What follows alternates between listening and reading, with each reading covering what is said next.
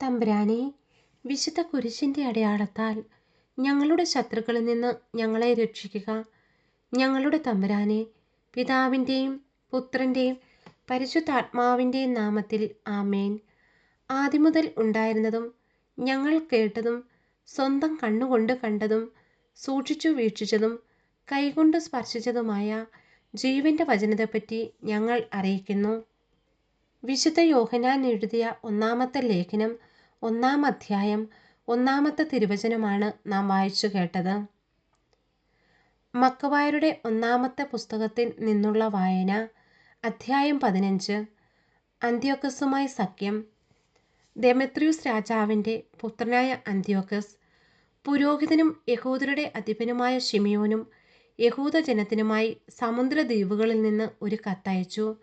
അതിൻ്റെ ഉള്ളടക്കം ഇതാണ്: പ്രധാന പുരോഹിതനും അധിപനുമായ ശിമിയോനും യഹൂദജനത്തിനും അന്ത്യോക്കസ് രാജാവിൻ്റെ അഭിവാദനം. ചില രാജ്യദ്രോഹികൾ ഞങ്ങളുടെ പിതാക്കന്മാരുടെ രാജ്യം പിടിച്ചടക്കിയിരുന്നു. അതിന്മേലുള്ള എൻ്റെ അവകാശം സ്ഥാപിച്ച് രാജ്യം പൂർവ്വസ്ഥിതിയിലാക്കാൻ ഞാൻ ഉദ്ദേശിക്കുന്നു.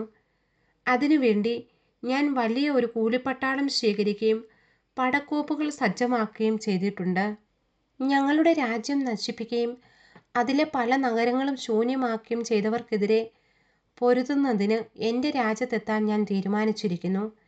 എനിക്ക് മുൻപുള്ള രാജാക്കന്മാർ നിങ്ങൾക്ക് അനുവദിച്ചു തന്ന എല്ലാ നികുതി ഇളവുകളും ഞാൻ സ്ഥിരീകരിക്കുന്നു. അവർ നിങ്ങളെ ഒഴിവാക്കിയിരുന്ന മറ്റെല്ലാ കടങ്ങളിൽ നിന്ന് ഞാനും നിങ്ങളെ ഒഴിവാക്കുന്നു. നിങ്ങളുടെ രാജ്യത്തിന് വേണ്ട പണം സ്വന്തം കമ്മട്ടത്തിൽ അടിച്ചിറക്കാൻ ഞാൻ അനുവദിച്ചിരിക്കുന്നു. ജെറുസലേമിനും വിശുദ്ധ സ്ഥലത്തിനും ഞാൻ സ്വാതന്ത്ര്യം തരുന്നു. നിങ്ങൾ സജ്ജീകരിച്ചിട്ടുള്ള ആയുധങ്ങളും നിങ്ങൾ പണിതീർത്ത് കൈവശം വെച്ചിട്ടുള്ള കോട്ടകളും നിങ്ങൾക്ക് തന്നെ ആയിരിക്കും.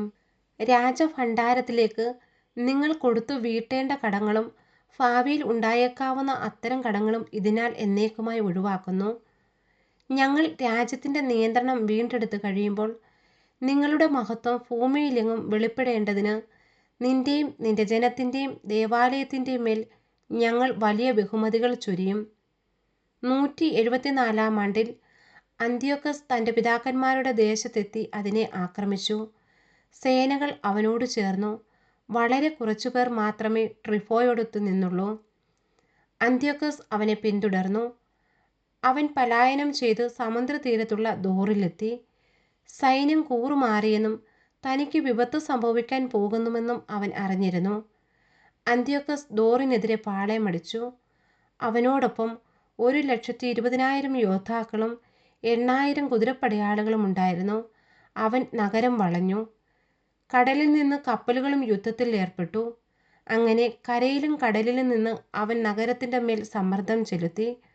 അകത്ത് കടക്കാനോ പുറത്തു പോകാനോ ആരെയും അനുവദിച്ചില്ല. ലൂസിയൂസിൻ്റെ കത്ത്.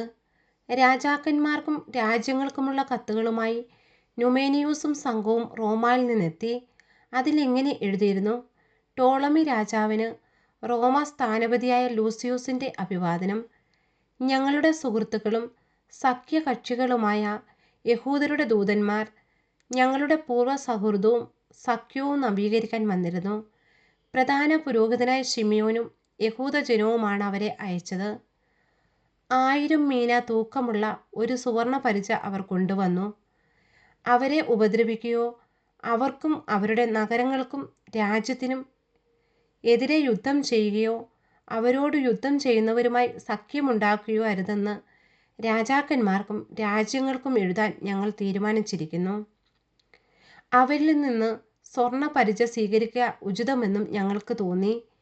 ആകയാൽ ഏതെങ്കിലും രാജ്യദ്രോഹികൾ അവരുടെ ദേശത്ത് നിന്ന് നിങ്ങളുടെ അടുത്തേക്ക് പലായനം ചെയ്തിട്ടുണ്ടെങ്കിൽ അവരെ പ്രധാന പുരോഹിതനായ ശിമിയോന് കൈമാറുക.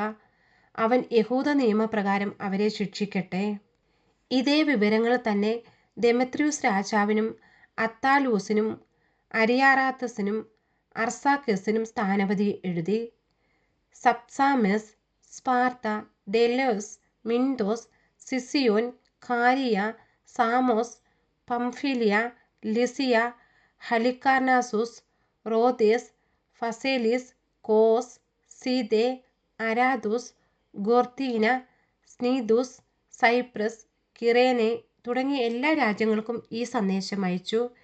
ഇതിൻ്റെ ഒരു പകർപ്പ് പ്രധാന പുരോഹിതനായ ശിമിയോനും അയച്ചു കൊടുത്തു. അന്ത്യോക്കസ് പിണങ്ങുന്നു. അന്ത്യോക്കസ് രാജാവ് സൈന്യവും യുദ്ധോപകരണങ്ങളുമായി വീണ്ടും ദൂറിനെ ആക്രമിച്ചു. പുറത്തു പോകാനോ അകത്തു കടക്കാനോ കഴിയാത്ത വിധം ട്രിഫോയെ അതിനുള്ളിലാക്കി. സ്വർണം, വെള്ളി, ധാരാളം യുദ്ധോപകരണങ്ങൾ എന്നിവയുമായി സമർത്ഥരായ 2000 യോദ്ധാക്കളെ ശിമിയോൻ അന്ത്യോക്കസിൻ്റെ അടുത്തേക്ക് അയച്ചു. അവരെ സ്വീകരിക്കാൻ അവൻ വിസമ്മതിച്ചു. ശിമിയോനുമായി മുൻപുണ്ടാക്കിയിരുന്ന കരാറുകളെല്ലാം അവൻ തള്ളിക്കളയുകയും അവനുമായി പിണങ്ങുകയും ചെയ്തു. അന്ത്യോക്കസ് തൻ്റെ മിത്രമായ അത്തനോബിയൂസിനെ ഈ സന്ദേശവുമായി അയച്ചു. ജോപ്പായും ഗസറായും ജെറുസലേം കോട്ടയും നിന്റെ നിയന്ത്രണത്തിലാണ്. അവ എൻ്റെ രാജ്യത്തെ നഗരങ്ങളാണ്. നീ ആ പ്രദേശങ്ങൾ നശിപ്പിക്കുകയും ദേശത്തിന് വലിയ നാശങ്ങൾ വരുത്തുകയും എൻ്റെ രാജ്യത്തെ പല സ്ഥലങ്ങളും കൈയടക്കുകയും ചെയ്തു. ആകയാൽ നിങ്ങൾ പിടിച്ചടക്കിയ നഗരങ്ങൾ വിട്ടുതരികയും യൂദയായുടെ അതിർത്തികൾക്ക് പുറത്തു നിന്ന് പിടിച്ചെടുത്ത സ്ഥലങ്ങൾക്കുള്ള കപ്പം തരികയും ചെയ്യുക. അല്ലെങ്കിൽ അവയ്ക്കു പകരം 500 താലന്ത് വെള്ളിയും നീ വരുത്തിവെച്ച നഷ്ടങ്ങൾക്ക് പകരമായും നഗരങ്ങൾക്കുള്ള കപ്പമായും വേറെ 500 താലന്തും കൂടി നൽകുക. അല്ലെങ്കിൽ ഞങ്ങൾ വന്ന് നിന്നെ കീഴടക്കും. രാജമിത്രമായ അത്തനോബിയൂസ് ജെറുസലേമിലെത്തി. ശിമിയോൻ്റെ പ്രതാപവും ഭക്ഷണമേശയ്ക്കരികെ തട്ടുതട്ടായി അടുക്കി വെച്ചിരുന്ന സ്വർണ്ണ വെള്ളിപ്പാത്രങ്ങളും അവൻ്റെ സമ്പൽ സമൃദ്ധിയും കണ്ട് അവൻ വിസ്മയഭരിതനായി. അവൻ രാജസന്ദേശം ശിമിയോനെ അറിയിച്ചു. ശിമിയോൻ ഇങ്ങനെ മറുപടി നൽകി: ശത്രുക്കൾ ഒരു കാലത്ത് അന്യായമായി പിടിച്ചെടുത്ത ഞങ്ങളുടെ പിതൃസ്വത്തല്ലാതെ അന്യദേശമോ വസ്തുവകളോ ഞങ്ങൾ കൈവശപ്പെടുത്തിയിട്ടില്ല. ഇപ്പോൾ ഞങ്ങൾക്ക് അവസരം ലഭിച്ചിരിക്കെ പിതാക്കന്മാരുടെ അവകാശം ഞങ്ങൾ മുറുകെ പിടിക്കുകയാണ്. നിങ്ങൾ ആവശ്യപ്പെടുന്ന ജോപ്പായും ഗസറായും ഞങ്ങളുടെ ജനത്തിനും ദേശത്തിനും വലിയ നാശങ്ങൾ വരുത്തിയിട്ടുണ്ട്. അവയ്ക്ക് 100 താലന്ത് ഞങ്ങൾ തന്നുകൊള്ളാം. അത്തനോബിയൂസ് ഒന്നും മറുപടി പറഞ്ഞില്ല. അവൻ ക്രോധത്തോടെ മടങ്ങി. രാജസന്നിധിയിലെത്തി ഈ സന്ദേശവും ശിമിയോൻ്റെ പ്രതാപവും താൻ കണ്ട എല്ലാ കാര്യങ്ങളും രാജാവിനെ അറിയിച്ചു. രാജാവ് അത്യധികം കുപിതനായി. ട്രിഫോ ഒരു കപ്പലിൽ കയറി ഓർത്തോസിയായിലേക്ക് രക്ഷപ്പെട്ടു. രാജാവ് സെന്തേബേയുസിനെ തീരപ്രദേശങ്ങളുടെ സൈന്യാധിപനാക്കുകയും അവന് ഭടന്മാരെയും കുതിരപ്പടയാളികളെയും നൽകുകയും ചെയ്തു. യൂദായ്ക്കെതിരെ പാളയമടിക്കാനും കെദ്രോൻ പുനരുദ്ധരിച്ച് കവാടങ്ങൾ സുശക്തമാക്കാനും ജനത്തിനെതിരെ യുദ്ധം ചെയ്യാനും രാജാവ് അവന് കൽപ്പന നൽകി. രാജാവ് ട്രിഫോയെ അനുധാവനം ചെയ്തു. സെന്തേബേയൂസ് യാമ്നായിലെത്തി. ജനത്തെ പ്രകോപിപ്പിക്കാനും യൂദയ കയ്യേറി ആളുകളെ തടവുകാരായി പിടിച്ചു കൊല്ലാനും തുടങ്ങി. രാജകൽപ്പന അനുസരിച്ച് കെദ്രോൻ പുതുക്കി പണിയുകയും അവിടെ യൂദയായിലെ രാജവീഥികൾ കാക്കുന്നതിന് കുതിരപ്പടയാളികളെയും ഭടന്മാരെയും നിർത്തുകയും ചെയ്തു. മക്കബായരുടെ ഒന്നാമത്തെ പുസ്തകത്തിൽ നിന്നുള്ള വായന. അധ്യായം 16. സെന്തേബേയൂസിൻ്റെ മേൽ വിജയം. യോഹന്നാൻ ഗസറായിൽ നിന്ന് തൻ്റെ പിതാവ് ശിമിയോൻ്റെ അടുക്കലെത്തി സെന്തേബേയൂസ് പ്രവർത്തിച്ചതൊക്കെയും അറിയിച്ചു. ശിമിയോൻ തൻ്റെ മൂത്ത പുത്രന്മാരായ യൂദാസിനെയും യോഹന്നാനെയും വിളിച്ചു ഇങ്ങനെ പറഞ്ഞു: ഞങ്ങളുടെ ചെറുപ്പം മുതൽ ഈ ദിവസം വരെ ഞാനും എൻ്റെ സഹോദരന്മാരും പിതൃഭവനവും ഇസ്രയേലിനു വേണ്ടി യുദ്ധം ചെയ്തു. ഞങ്ങളുടെ നേതൃത്വത്തിൽ കാര്യങ്ങൾ ഭംഗിയായി നടക്കുകയും ഞങ്ങൾ പലപ്പോഴും ഇസ്രയേലിന് മോചനം നേടിക്കൊടുക്കുകയും ചെയ്തു. ഇപ്പോൾ എനിക്ക് വയസ്സായി. ദൈവകൃപയാൽ നിങ്ങൾക്ക് പ്രായപൂർത്തി വന്നിരിക്കുന്നു.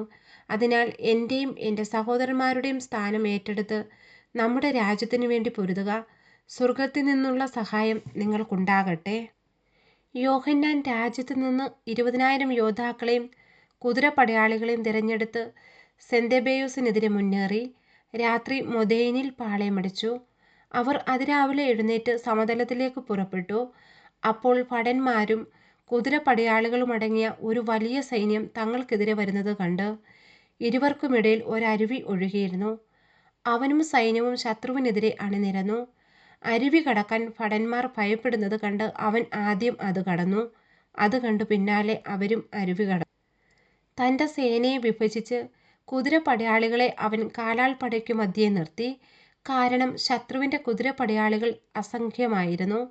അവർ കാഹളം മുഴക്കി. സെന്തേബേയൂസും സൈന്യവും പലായനം ചെയ്തു. അവരിൽ പലരും മുറിവേറ്റു വീണു. അവശേഷിച്ചവർ കോട്ടയ്ക്കുള്ളിൽ അഭയം പ്രാപിച്ചു. യോഹന്നാന്റെ സഹോദരൻ യൂദാസിന് മുറിവേറ്റു. എന്നാൽ യോഹന്നാൻ സെന്തേബെയോസിനെ അവൻ പണി കഴിപ്പിച്ച കെദ്രോൻ കോട്ട വരെ പിന്തുടർന്നു. അസത്തൂസ് വയലുകളിലെ ഗോപുരങ്ങളിലും അവർ അഭയം പ്രാപിച്ചു. യോഹന്നാൻ അത് അഗ്നിക്കിരയാക്കി. ഏകദേശം 2000 പേർ മരിച്ചു വീണു. യോഹന്നാൻ സുരക്ഷിതനായി യൂദയായിലേക്കു മടങ്ങി. ശിമെയോന്റെ മരണം. അബൂബസിന്റെ മകൻ ടോളമി ജെറിക്കോ സമതലത്തിന്റെ അധിപനായി നിയമിക്കപ്പെട്ടു.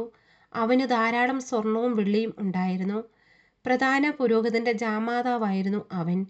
അഹങ്കാരം പൂണ്ട് രാജ്യം കൈയടക്കാൻ അവൻ തീരുമാനിച്ചു. ശിമെയോനെയും പുത്രന്മാരെയും നശിപ്പിക്കാൻ അവൻ ദുരാലോചന നടത്തി. അപ്പോൾ ശിമെയോൻ രാജ്യത്തെ നഗരങ്ങൾ സന്ദർശിച്ച് അവിടുത്തെ ആവശ്യങ്ങളിൽ ശ്രദ്ധ പതിച്ചുകൊണ്ടിരുന്നു.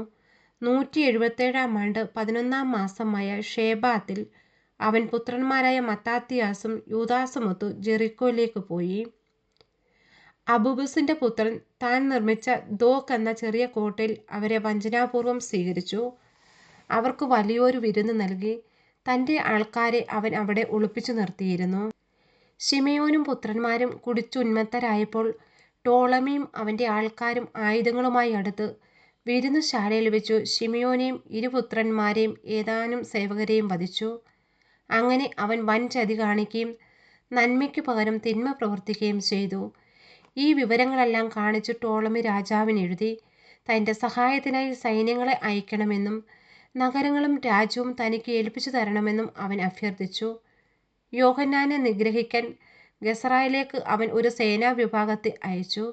സ്വർണവും വെള്ളിയും സമ്മാനങ്ങളും സ്വീകരിക്കാൻ വരണമെന്ന് അഭ്യർത്ഥിച്ചുകൊണ്ട് അവൻ സേനാധിപന്മാർക്ക് കത്തുകൾ അയച്ചു. മറ്റൊരു വിഭാഗത്തെ ജെറുസലേമും ദേവാലയഗിരിയും അധീനമാക്കാൻ അയച്ചു. ഗസറായിലുള്ള യോഹന്നാന്റെ അടുത്തേക്ക് ആരോ ഓടിച്ചെന്ന് അവൻ്റെ പിതാവും സഹോദരന്മാരും കൊല്ലപ്പെട്ടുവെന്നും അവനെയും വധിക്കാൻ ടോളമി ആളയച്ചിരിക്കുന്നു എന്നറിയിച്ചു. ഇത് കേട്ട് അവൻ സ്തംഭനായി. തന്നെ നശിപ്പിക്കാൻ വന്നവരെ അവൻ പിടികൂടി വധിച്ചു. തന്നെ വധിക്കാനാണ് അവർ വന്നിരുന്നതെന്ന് അവന് അറിവ് കിട്ടിയിരുന്നല്ലോ. യോഹന്നാന്റെ മറ്റു പ്രവർത്തനങ്ങളും അവൻ്റെ യുദ്ധങ്ങളും ധീരകൃത്യങ്ങളും മതിൽ നിർമ്മാണവുമെല്ലാം പിതാവിൻ്റെ മരണത്തിന് ശേഷം അവൻ പുരോഹിതനായ നാൾ മുതലുള്ള പ്രധാന പൗരോഹിത്യത്തിൻ്റെ ദിനവൃത്താന്തത്തിൽ രേഖപ്പെടുത്തിയിട്ടുണ്ട്. നമ്മുടെ കർത്താവായ മിശിഹായ്ക്ക് സ്തുതി. സ്വർഗസ്ഥനായ ഞങ്ങളുടെ പിതാവേ, അങ്ങയുടെ നാമം പൂജിതമാണമേ, അങ്ങയുടെ രാജ്യം വരണമേ, അങ്ങയുടെ തിരുമനസ്സ് സ്വർഗത്തിലെ പോലെ ഭൂമിയിലുമാണമേ. അന്നു വേണ്ടുന്ന ആഹാരം ഇന്ന് ഞങ്ങൾക്ക് തരണമേ. ഞങ്ങളോട് തെറ്റ് ചെയ്യുന്നവരോട് ഞങ്ങൾ ക്ഷമിച്ചിരിക്കുന്നത് പോലെ ഞങ്ങളുടെ തെറ്റുകൾ ഞങ്ങളോട് ക്ഷമിക്കണമേ. ഞങ്ങൾ പ്രലോഭനത്തിൽ വീഴനിടയാകരുത്, ദുഷ്ടാരൂപി ഞങ്ങളെ രക്ഷിച്ചുകൊള്ളണമേ. നന്മ നിറഞ്ഞ മറിയമേ, സ്വസ്തി, കർത്താവ് അങ്ങയുടെ കൂടെ സ്ത്രീകളിൽ അങ്ങ് അനുഗ്രഹിക്കപ്പെട്ടവളാകുന്നു. അങ്ങയുടെ ദൃത്യഫലമായി ഈശോ അനുഗ്രഹിക്കപ്പെട്ടവനാകുന്നു. പരിശുദ്ധ മറിയമേ, തമ്പുരാൻ്റെ അമ്മേ, പാപികളായ ഞങ്ങൾക്ക് വേണ്ടി ഇപ്പോഴും ഞങ്ങളുടെ മരണസമയത്തും തമ്പുരാനോട് അപേക്ഷിച്ചു കൊള്ളണമേ. ആമേൻ.